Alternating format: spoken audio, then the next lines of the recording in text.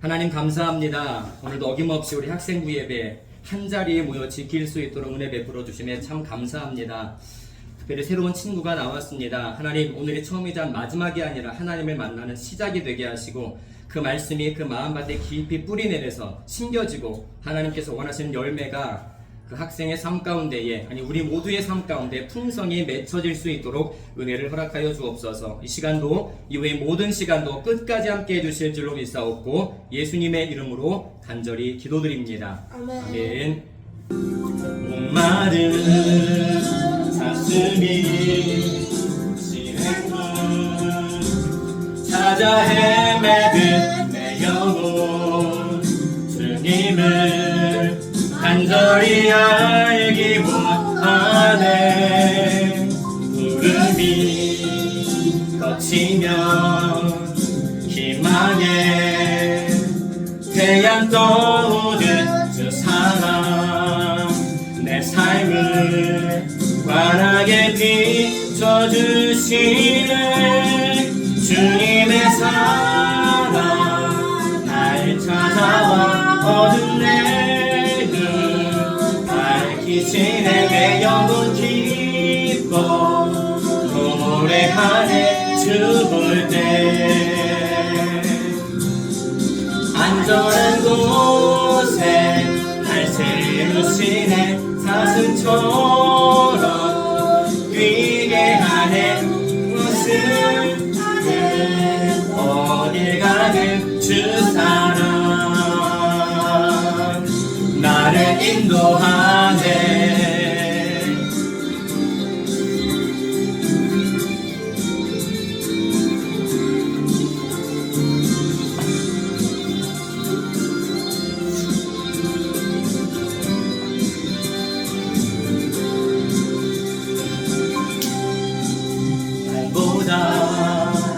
일보다 중심을 원하시는 주 나 이제 주님만 사랑하게 하소서.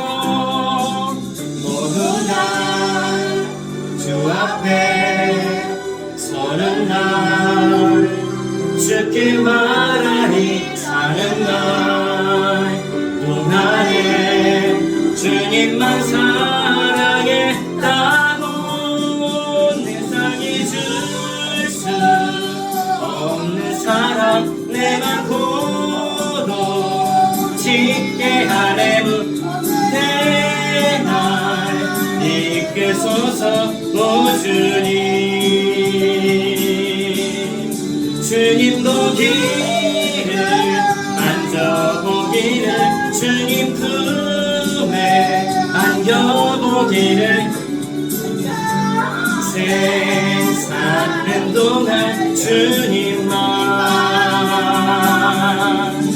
주님의 사랑 널 찾아와 어둠 내는 밝히시네. 내 영혼 기뻐 노래하네. 주 볼 때 안전한 곳에 날 세우시네. 사슴처럼 뛰게 하네. 벗으라든 어딜 가든 주 사랑 나를 인도하네. 자, 오늘은 제 2계명을 한번 살펴보려고 합니다. 하나의 말씀 먼저 볼게요. 출애굽기 20장 4절로 6절 우리 한 목소리 함께 읽는 거예요. 너를 위하여부터 시작. 너를 위하여 새긴 우상을 만들지 말고 또 위로 하늘에 있는 것이나 아래로 땅에 있는 것이나 땅 아래 물속에 있는 것에 어떤 형상도 만들지 말며 그것들에게 절하지 말며 그것들을 섬기지 말라. 나 내 하나님 여호와는 질투하는 하나님인즉 나를 미워하는 자의 죄를 갚되 아버지로부터 아들에게로 3, 4대까지 이르게 하거니와 나를 사랑하고 내 계명을 지키는 자에게는 천대까지 은혜를 베푸느니라. 아멘. 49문 질문에 대답해 주시기 바랍니다. 제2계명이 무엇입니까? 제2계명은 너를 위하여 우상을 만들지 말고 또 위로 하늘에 있는 것이나 아래로 땅에 있는 것이나 땅 아래 물속에 있는 것에 아무 형상이든지 만들지 말며 그것들에게 절하지 말며 그것들을 섬기지 말라. 나 여호와 너의 하나님은 질투하는 하나님인즉 나를 미워하는 자의 죄를 갚되 아비로부터 아들에게로 3, 4대까지 이르게 하거니와 나를 사랑하고 내 계명을 지키는 자에게는 천대까지 은혜를 베푸느니라 하신 것입니다. 아멘. 50문도 한번 대답해 볼까요? 제2계명이 명한 것은 무엇입니까? 제2계명이 명한 것은 하나님께서 그분의 말씀에서 정하여 주신 그 모든 경건한 예배와 규례를 받아들이고 행하며 순전하고 온전하게 지키라는 것입니다. 아멘. 10계명을 살펴보고 있습니다. 우리가 지난주까지는 제1계명을 살펴봤는데 1계명은 핵심 내용이 뭐라고 그랬죠? 우리가 믿는 예배의 대상이 누구이신가 핵심 내용이라고 그랬죠? 1계명은 예배 대상에 관한 이야기예요. 모든 인간은 반드시 어떤 것을 숭배합니다. 어떤 걸 섬겨요. 어떤 거를 동경해요. 닮고 싶어해요. 삶의 롤 모델들이 다 있단 말이에요. 다 다르겠지만 모든 인간은 태어날 때부터 배우지 않아도 누군가를 닮아가고 있습니다. 그거를 아는 사람이 있고 모르는 채로 닮아가는 사람이 있어요. 모든 인간이 똑같습니다. 그런데 우리는 성경의 말씀에 비추어 볼 때 하나님을 예배하도록 부름받은 존재들이에요. 이게 이해가 되든 안 되든 믿어지든 안 믿어지든 우리 모든 사람은 하나님을 예배하도록 부름받은 사람들입니다. 그게 지난주까지의 내용이었어요. 우리는 예배의 대상이 누구인지 명확하게 알아야 된다. 오늘 2계명이죠. 우리가 하나님을 예배할 때 내 취향, 내 생각, 내 추측, 내 상상으로 예배하면 될까요? 안 될까요? 안 돼요. 왜 안 돼요? 네? 왜 안 돼요? 안 돼요. 그냥 안 돼요? 네. 아, 그래요? 예, 대답은 맞지만 자, 설명을 해줄게요. 자, 시편 95편 7절 말씀 한번 다 같이 집중해서 볼까요? 네. 자, 시작. 그는 우리의 하나님이시요 우리는 그가 기르시는 백성이며 그의 손이 돌보시는 양이기 때문이라. 너희가 오늘 그의 음성을 듣거든. 한 군데 더 봅니다. 요한복음 4장 24절입니다. 시작. 하나님은 영이시니 예배하는 자가 영과 진리로 예배할지니라. 네, 영과예요. 영광이 아니라 오타가 났어요. 제2계명은 하나님께 드리는 예배를 성경이 정하지 않은 미신적인 것들로 더럽히지 말라는 우상숭배 금지 명령이에요. 1계명은 우리가 누구를 예배하냐? 그렇지. 하나님을 예배하는 거지. 그러니까 하나님을 어떠한 방법으로, 어떠한 방식으로 예배해야 되는가를 제2계명에서 말씀하고 있어요. 자, 1계명이 하나님께 돌려야 할 영광을 다른 대상에게 돌리지 말라는 말씀이라면 1계명이 하나님께 돌려야 할 영광을 다른 대상 혹은 다른 물건이나 다른 것에게 돌리지 말라는 말씀이라면 2계명은 하나님을 내가 믿기는 믿어. 갔다 와요. 네. 화장실 여러분 안 가도 돼요? 네, 미리 갔다 와야 돼요. 자, 하나님을 내가 믿기는 믿는데 형상을 사용해서 예배하는 것을 죄라고 말씀하는 거예요. 뭐가 죄라고요? 내가 하나님을 믿기는 믿는데 뭐를 사용하지 말라는 거예요. 형상이 뭐예요? 형상. 물건. 눈에 보이는 어떤 것이 형상이라고 말하잖아요. 우리의 이성으로 파악할 수 없는 하나님을 인간의 상상력을 동원해서 보이는 형상으로 묘사하면 안 된다는 거예요. 성경은 어떤 경우이든지 하나님께 예배한다는 목적으로 형상을 만드는 행위를 허용하지 않습니다. 금지하고 있어요. 자, 10계명을 자기들 입맛대로 바꾸어 가르치는 로마 카톨릭, 쉽게 우리 주변에 있는 성당, 천주교를 말합니다. 자, 천주교는 본래 하나님을 우상으로 만들어서 섬기지 말라는 오늘 두 번째 계명을 성경에서 삭제해버렸습니다. 이 말도 안 되는 죄를 저지른 거예요. 성경의 말씀을 인간이 삭제할 수 있을까요? 아니요. 성경은 누가 주신 말씀인데요? 하나님 우리에게 주신 말씀인데 인간이 이 말씀은 우리가 지금 지키기 어려우니까 삭제를 해. 그게 바로 우리 주변에 많이 보이는 성당에서 가르치는 교리입니다. 그들은 하나님을 우상으로 만들어 섬기지 말라는 2계명을 삭제하고 그러면 10계명에서 2계명이 빠지니까 몇 개가 됐어요 지금? 9개가 됐잖아요. 10개 중에 2를 뺐으니까. 그러면은 10을 맞춰야 하니 마지막 10번째 계명을 2개로 나눕니다. 숫자를 맞추기 위해서. 10번째 계명이 탐심 금지 계명이거든요. 남의 아내를 탐내지 말라, 남의 집에 물건, 재산을 탐내지 말라가 10계명에 다 함축되어 있는 걸 나눴어요. 아내 탐내지 말라 9계명, 물건 탐내지 말라 10계명. 이렇게 나눴습니다. 자, 이렇게 둘로 나누어서 자기들의 우상 숭배를 정당화합니다. 성당을 가본 적이 있는지 모르겠어요. 유튜브로 한 번쯤은 봤을 수도 있는데 성당 안에 보면 굉장히 화려합니다. 성상들이 되게 많아요. 저건 사도 바울의 조각, 세례 요한의 조각, 또 성당 하면 제일 유명한 조각이 뭐죠? 몰라요.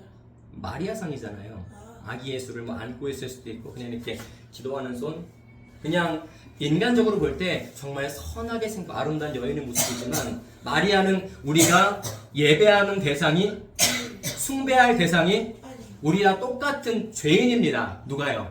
아니. 마리아. 근데 성당은 마리아를 믿죠. 심지어 마리아에게 기도도 합니다.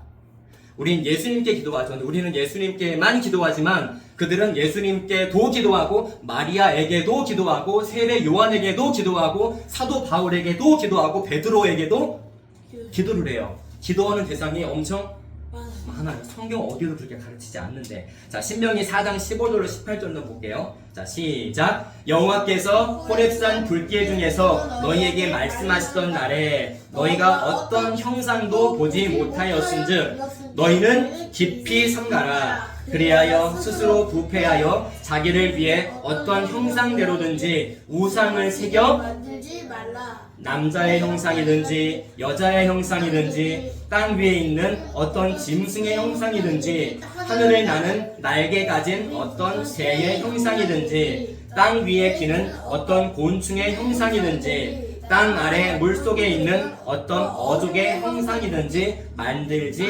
말라. 아멘. 자, 지금은 18절까지만 봤지만 19절에 보면은 이런 말씀도 있어요. 하늘의 별, 달, 해 이런 것들도 섬기지 말라. 이렇게 따지면 우리는 점치면 안 됩니다. 타로 같은 것도 죄가 된다는 거예요. 예수 믿는 사람들이 점집에 가서 점을 본다? 이거는 예수 믿는 사람이 아니란 증거입니다. 교회만 다니는 사람이라는 거죠. 신명기 4장 12절도 볼게요. 자, 여호와께서 시작. 여호와께서 불길 중에서 너희에게 말씀하시되 음성뿐이므로 너희가 그 말소리만 듣고 형상은 보지 못하였느니라. 아멘. 오늘 본문 말씀 혹시 기억나요, 여러분? 하나 전제가 있습니다. 너를 위하여 우상을 만들지 말라고 그랬어요. 누구를 위하여? 너. 모든 타락의, 모든 변질의 시작은 항상 나를 위할 때 생겨납니다. 자기의 탐심을 채우려고 할 때 시작된다는 거예요. 탐심이 하나님을 형상하는 것까지 나아간 거예요. 49문에서 이렇게 대답을 했습니다. 제2계명이 명하는 것은 하나님께서 그분의 말씀에서 정하여 주신 그 모든 경건한 예배와 규례를 받아들이고 행하며 순전하고 온전하게 지키라는 것입니다. 라고 우리가 대답을 같이 했어요. 신명기 12장 32절에 보면 목사님 읽어줄게요. 내가 너희에게 명령하는 이 모든 말을 너희는 지켜 행하고 그것에 가감하지 말지니라 라고 말씀해요. 자, 내가 너희에게 명령하는 모든 말을 쉽게 말하면 10가지 계명, 10계명을 우리가 함축적으로 말할 수가 있어요. 10계명, 10가지 계명을 너희는 지켜 행하고 그것에 뭐 하지 말라고요? 가감이 무슨 말인가요? 네, 더하지도 말고 빼지도 말라는 거예요. 여러분, 예배는 우리 지금 예배를 하나님 앞에 드리고 있잖아요. 예배는 굉장히 수고로운 겁니다. 목사님 어릴 때 예배를 드릴 때 난 그냥 엄마 손 잡고 아빠 손 잡고 그냥 교회 가서 자리에 앉아만 있으면은 오늘 예배 한번 지켰다 드렸다라고 생각을 했어요. 근데 어느 순간 그런 생각을 하나님이 바꿔주셨어요. 자리에 앉아있는 것만이 예배가 아니라 예배는 굉장히 수고로운 거예요. 여러분, 이 시간 자리에 앉아서 목사님을 통해 하나님 말씀을 듣고 있지만 굉장히 많은 싸움이 있습니다. 왜냐하면 말씀도 들리지만 다른 생각도 머릿속에 자꾸 들어오잖아요. 다른 기억도 자꾸 들어오고 다른 마음 자꾸 품게 되고 그거 싸워야 돼요. 목사님과 말씀을 전하면서 많은 생각들이 막 방해를 합니다. 그럴 때 이거 싸우지 않으면 말씀은 말씀대로 못 전하고 그 예배는 아무것도 아니게 된 거예요. 예배는 내가 너희에게 명령하는 모든 말을 너희는 지켜 행하고 그것에 가감하지 말지니라. 예배에 그 어떤 불순물도 포함되지 않도록 애써야 돼요. 수고로워야 됩니다. 그래서 예배는 대충 드릴 수가 없어요. 예배는 굉장히 수고로운 거예요. 마태복음 28장 20절도 볼까요? 내가 너희에게 시작 내가 너희에게 분부한 모든 것을 가르쳐 지키게 하라. 볼지어다 내가 세상 끝날까지 너희와 항상 함께 있으리라. 아멘. 모든 것을 가르쳐 지키게 하라. 교회에게 이런 명령을 하셨어요. 너희들은 교회들아 모든 것을 가르쳐 지키게 하라. 그러면 하나님께서 내가 세상 끝날까지 너희와 항상 함께 있겠다라고 말씀하셨어요. 주님께서 어떤 교회와 함께 하시겠다고 말씀하시는 거예요? 내가 너희에게 분부한 모든 것을 가르쳐 지키게 하는 교회. 이 말 저라면 이해할까? 어려워하지 않을까? 지킬까? 이대로 따라 살까? 이런 걱정하지 말고 그냥 분부한 모든 것을 가르쳐 지키게 하는 그 교회가 주님의 세상 끝은 우리가 다시 죽을 때까지만 말하는 게 아니라 영원토록을 말하는 거예요. 주님이 어떤 교회와 어떤 사람과 영원토록 함께 하시겠다고요? 분부한 모든 것을 가르치고 지키는 자가 세상 끝날까지 함께 있으리라 말씀하셨어요. 그대로 순종하는 자, 바꿔 말하면 모든 교회가 보호받는 것은 아니라는 거예요. 주님의 말씀 따라 지켜 행하는 교회만 주님의 영원하신 보호를 받는다는 거예요. 하나님을 미워하는 행위가 뭔가? 우리가 하나님을 미워하는 행위가 말로 하나님을 대적하고 미워할 수도 있지만 성경 오늘 제 2계명에 비춰볼 때는 하나님을 형상으로 만드는 것 자체가 그냥 죄만 끝나는 게 아니라 하나님을 미워하는 행위래요. 우리 예배당에도 십자가가 달려있죠. 4층에. 근데 어떤 예배당에는 십자가도 있지만 거기에 예수님이 이렇게 못 박혀 있는 십자가를 달고 있는 예배당도 있어요.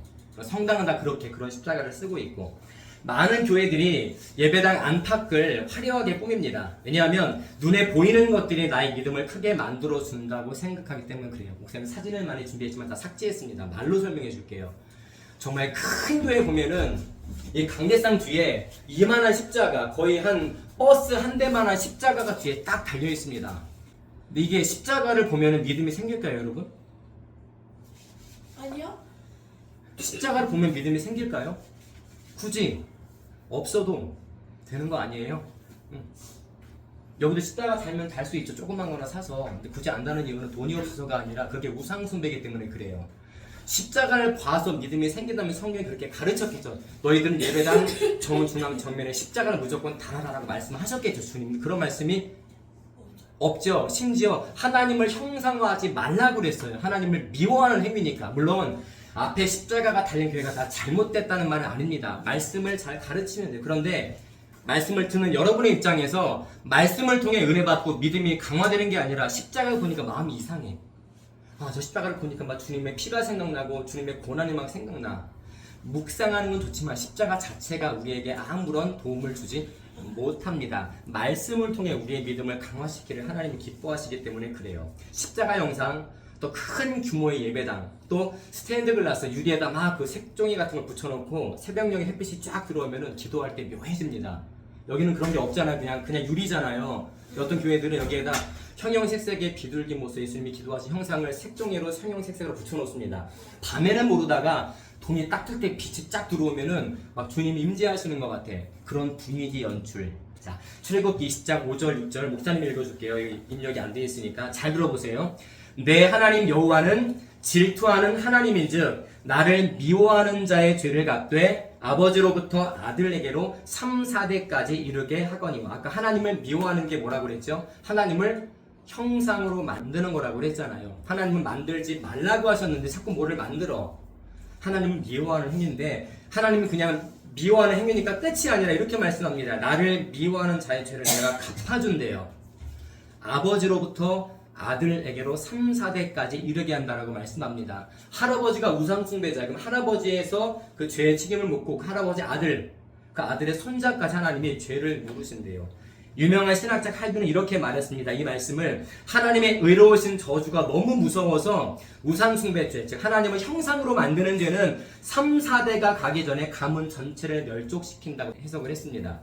하나님이 분명히 하나님을 형상으로 만들지 말라고 하는 자꾸 뭘 만들어서 섬겨. 여러분은 그런 사람이 없겠지만 그런 사람이 많이 삽니다. 이 땅에. 그리고 6절에 보면 나를 사랑하고 반대되는 말씀이에요. 형상과 거리가 먼 사람들, 나를 사랑하고 내 계명을 지키는 자에게는, 이런 사람은 어떤 사람들일까? 형상화하지 않고 오직 말씀으로 하나님을 만나는 사람들을 말하겠죠. 나를 사랑하고 내 계명을 지키는 자에게는 천대까지 은혜를 베푼대요.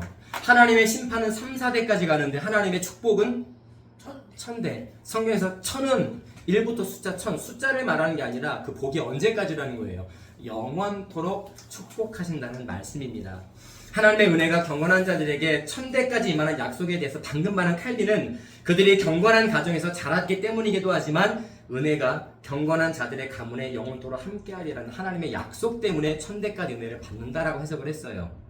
내가 깨끗하게 살아서 엄마 아빠를 잘 만나서 성경대로 잘 살아서가 아니라 하나님이 계명대로 잘 사는 그 가정을 축복하시겠다고 누가 약속하셨다고요? 하나님이 약속하셨기 때문에 천대까지 영원토록 축복하신다 말씀하고 계세요. 자, 믿음은 하나님을 섬기는 사람들은 믿음이라는 수단으로 하나님을 예배하는데 믿음은 결코 시각적 효과를 통해 증명되지 않습니다.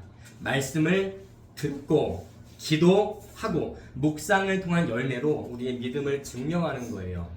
그래서 바른 묵상의 결과가 뭔가? 죄의 죽임과 본질에 충실한 거라고 몇 번이나 강조했습니다. 죄 죽임이 뭐죠? 우리가 참 듣기 싫어하는 말인데 내가 예수를 잘 믿고 있다면 뭐 성경을 100번 읽었다, 나 하루에 기도를 4시간 해. 그게 중요한 게 아닙니다.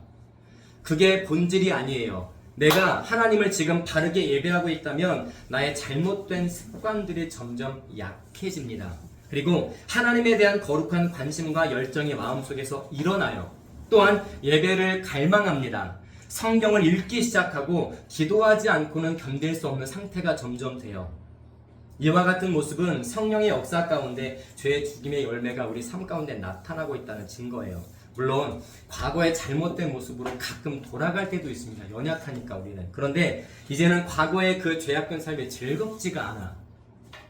예전에는 즐거웠다면 지금은 즐겁지가 않아. 그래서 오히려 괴롭기 때문에 떠나고 싶은 마음이 지배적입니다. 옛날엔 죄를 너무 즐겁게 마음껏 저질렀다면 지금은 가끔 내가 연약해서 저지르지만 이제 유쾌하지가 않아. 내가 왜 이런 짓을 하고 있지? 왜 이렇게 살지? 자기가 너무 괴로운 거야.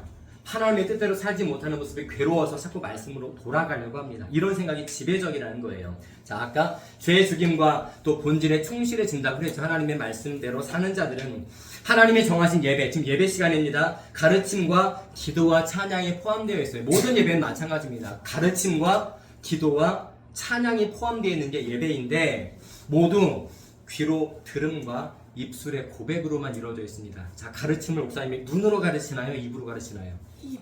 찬양은 뭐로 해요? 입. 기도는요? 입이요. 네. 귀 혹은 입으로 해요.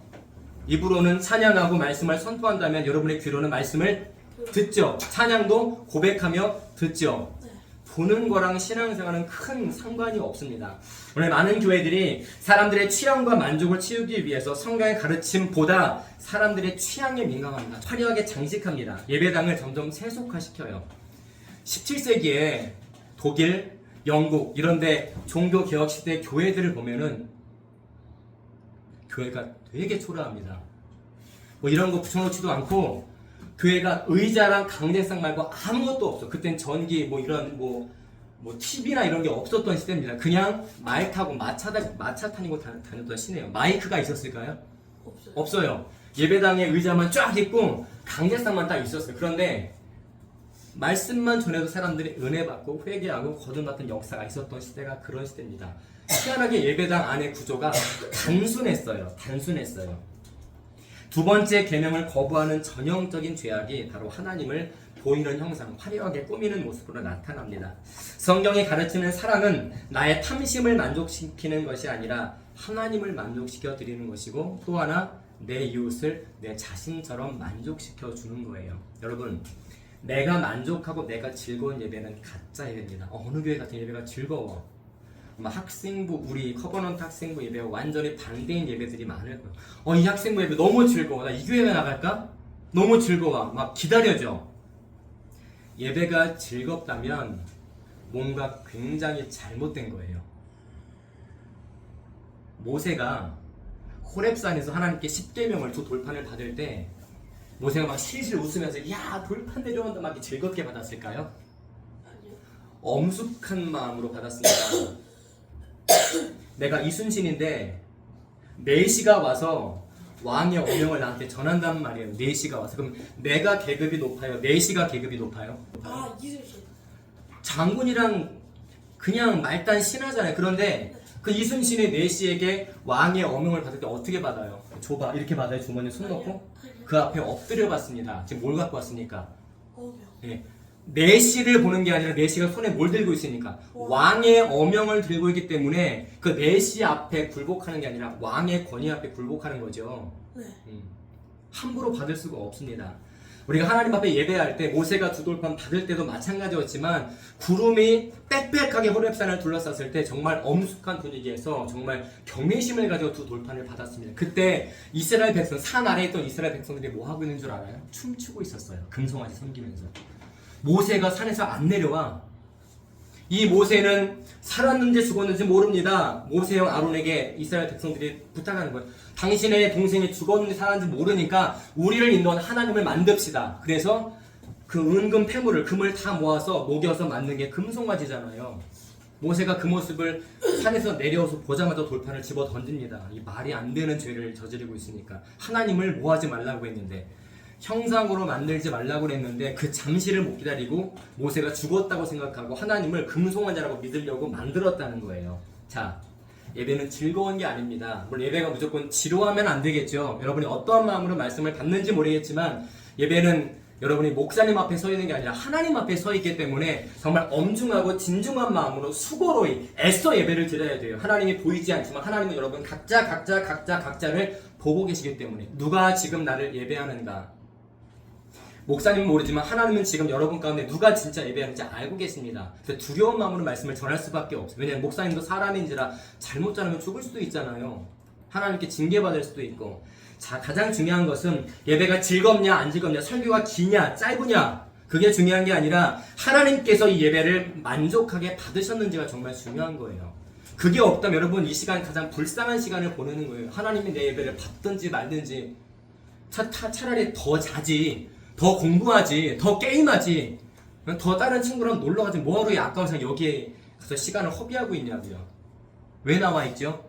하나님 예배하기 위해 나왔잖아요. 그러면 초점이 거기에 있어야 돼요. 하나님 지금 내 예배를 받으시나?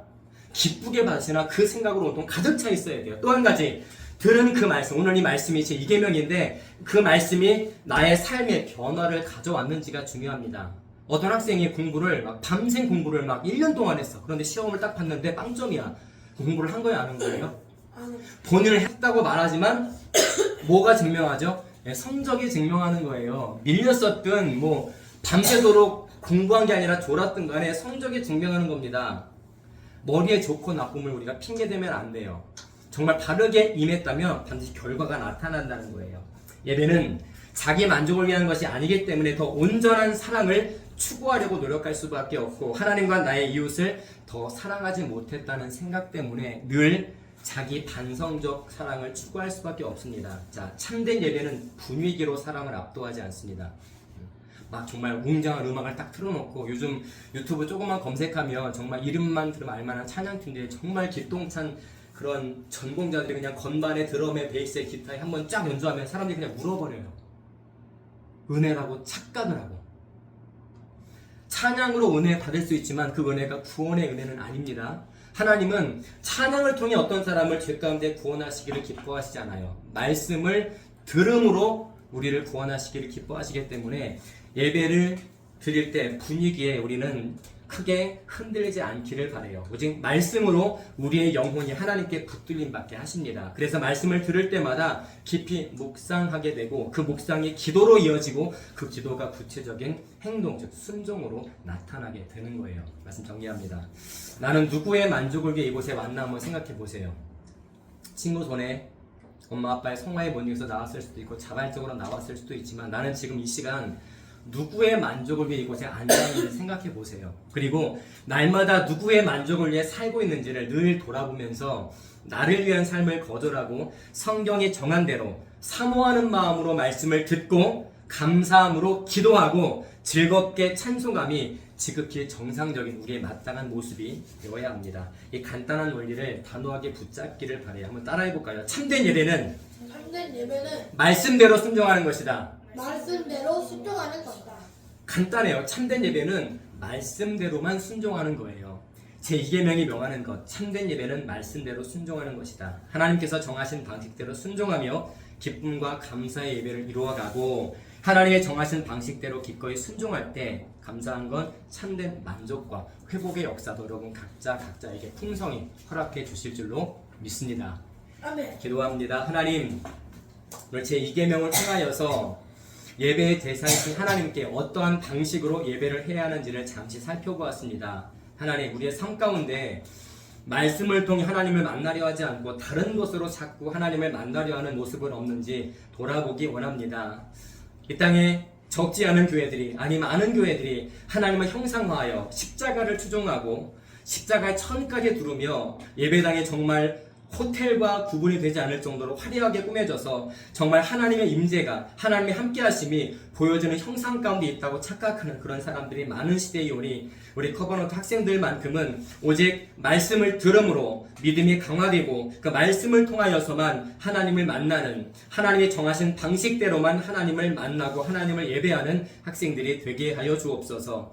민족의 명절인 추석을 앞두고 있습니다. 하나님, 각자 많은 일정이 있을 텐데 우리 학생들 어디에서 누구와 무엇을 하든지 하나님의 함께 하심을 의식하며 살아가게 하시고, 오늘 처음 나온 친구도 어디에 있든지 하나님의 나를 늘 보고 계시고 또 지켜주시며 가장 좋은 것으로 채워주실 줄 믿고 곳곳에서 하나님의 자녀답게 살아갈 수 있도록 은혜를 허락하여 주옵소서. 우리 학생들이 예배를 사모하고 말씀을 사모하며 기도하며 또 감사의 찬송이 끊이지 않아서 마지막 때에 주님께서 이 땅에 다시 오셨을 때 너 정말 잘했다, 끝까지 믿음을 잘 지켰구나 라고 칭찬받는 우리 모두가 될 수 있도록 은혜 위에 더 큰 은혜를 허락하여 주옵소서. 끝까지 함께 해주실 줄로 믿사옵고 예수님의 이름으로 간절히 기도드립니다. 아멘. 아멘.